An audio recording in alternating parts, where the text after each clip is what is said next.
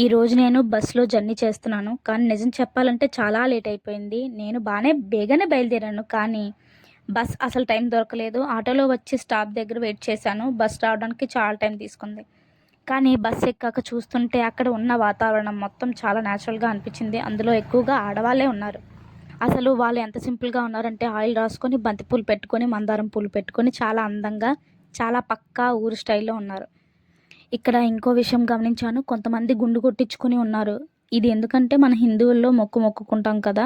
ఈ పని జరిగితే తలనీలా ఏస్తామని దేవుడు మొక్కుకుంటారు కదా! ఇది తీరాక ఇలా తలనీలాలు ఇచ్చేస్తారు. ఇంకా ఈ వీడియోలో మీరు చూస్తే ఇక్కడ గోవాడ ఫ్యాక్టరీ కూడా కనిపిస్తుంది. అంటే పక్కన ఉన్న గ్రామాల్లో రైతులు చెరుకులు పండిస్తారు. ఆ చెరుకులన్నీ ఇక్కడే తీసుకొచ్చి ఫ్యాక్టరీకి ఇస్తారు.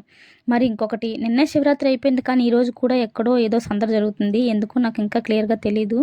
కానీ ఇది ఇక్కడ సంప్రదాయం అనుకుంటా.